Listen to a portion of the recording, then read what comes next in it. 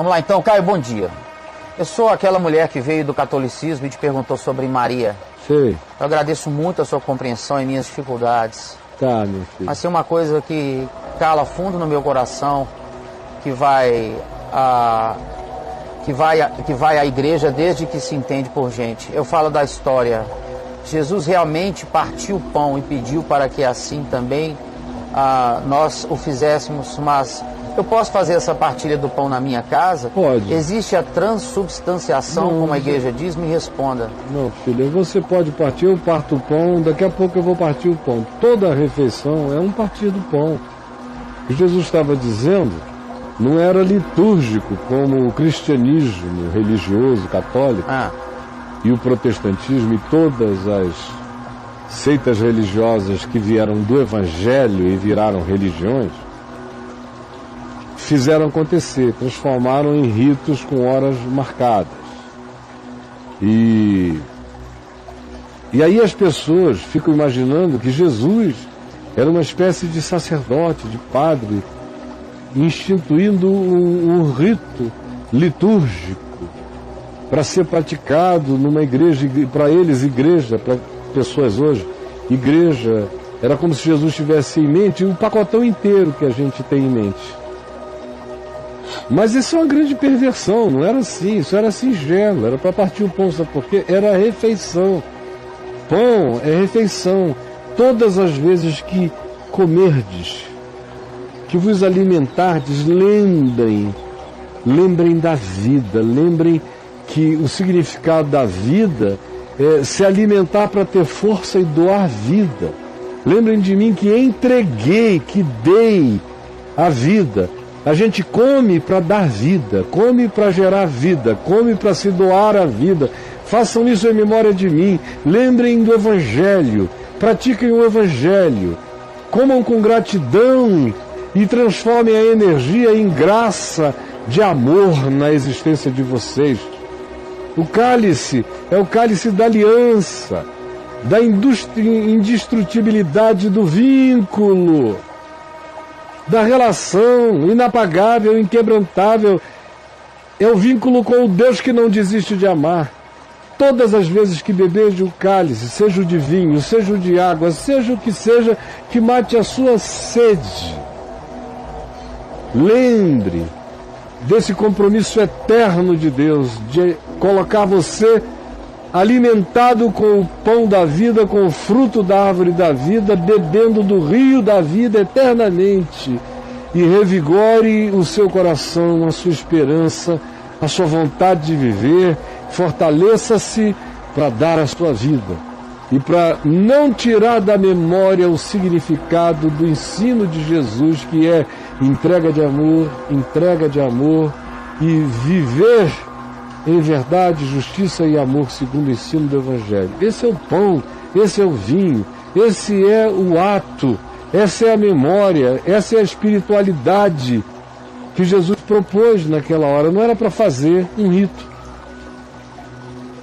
apavorante, dizendo para as pessoas: quem tiver com pecado, comer desse pão vai se danar. Olha aí, quem está sem dar o dízimo, vem atualizar antes com Deus, senão vai comer e vai morrer. Não tome esse cálice se você andou botando a boca em lugares escusos. Se você foi libidinoso, fique um tempão sem beber do cálice, que é para você não beber um juízo. Isso tudo é baseado em 1 Coríntios, no capítulo 11, fora do contexto. Porque lá Paulo estava falando de uma outra coisa, de como eles se reuniam na festa do Ágape, que eles faziam isso no primeiro século e ainda em parte do segundo século. O encontro igreja, a reunião igreja dos discípulos de Jesus era chamada de Ágape, de festa do amor. Cada um levava refeições de casa, eles comiam aquela refeição juntos, com alegria e singeleza de coração, em memória dele, Sim. Num compromisso de partilhar a vida.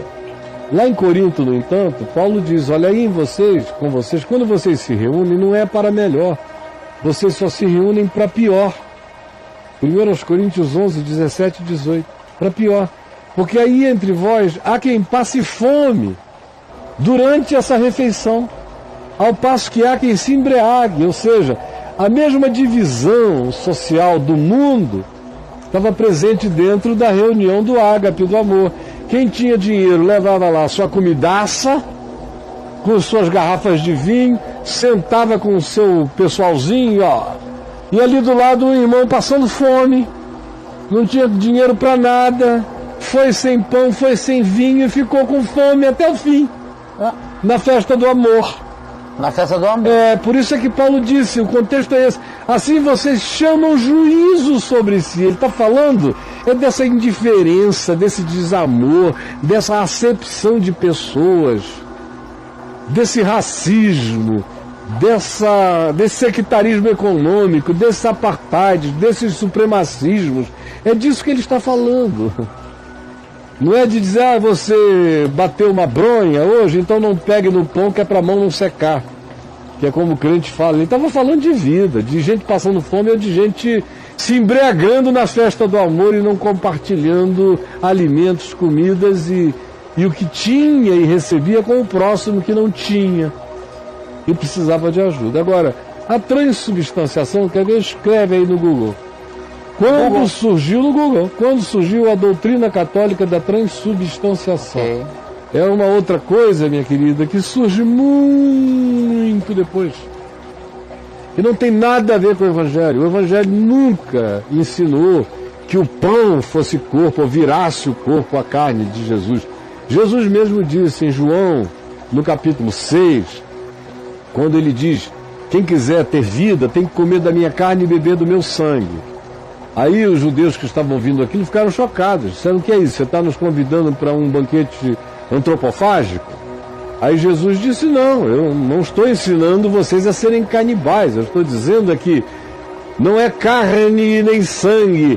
A carne e o sangue para nada aproveitam, eles se perdem. Entram em putrefação rapidinho. Não é disso que eu estou falando. Eu estou falando da minha palavra. Aquele que absorve a minha palavra é como quem come a minha carne e bebe o meu sangue. Recebe a minha vida em si mesmo pela minha palavra, porque as minhas palavras são espírito e são vida. João capítulo 6. Então tudo isso é mito, é mágica, é sincretismo do cristianismo, que não tem nada a ver com o Evangelho puro e simples de Jesus. Você achou aí, brother? Eu achei, estou tentando achar a origem, né? Porque tem várias coisas falando do significado, etc. Tal. Vamos pegar uma aqui rápida da Wikipédia, tá? A outra origem, tem várias origens, mas uma delas é a tradição da igreja que se originou com Santo Inácio de Antioquia, 107 depois de Cristo, discípulo de São João, ao confrontar os docetas, grupo gnóstico do primeiro século, não acreditava que Jesus tinha tido um corpo carnal, mas era um Deus. Que Jesus era uma aparência, é o docetismo. O quarto concílio aí, de o que é? Já é uma reação, Inácio já faz uma reação ao docetismo. O docetismo dizia que Jesus era uma aparência, entendeu? Ele não era carne e sangue, era uma aparência. Olha isso, cara. Então o Inácio polariza, ele vai para o outro polo e diz não. Ele não só era ele não era uma aparência, ele era uma aparência porque ele era um ser concreto, de carne e sangue. E a ceia que ele estabeleceu faz com que o pão materialize a carne e o sangue dele. Ou seja, já é uma resposta polarizada, extremada ao extremismo do docetismo. Já em 107 depois. Aí prossegue, porque a coisa só vai se instituir mesmo bem depois. Tá.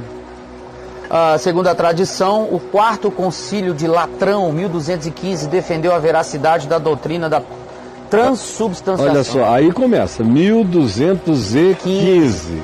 E o concílio de Trento, 1545, 1563, nesse período, afirmou que pela consagração do pão e do vinho, opera-se a conversão de toda a substância do pão na substância do corpo de Cristo, nosso Senhor. 1545 até 63. A reforma protestante já tinha acontecido.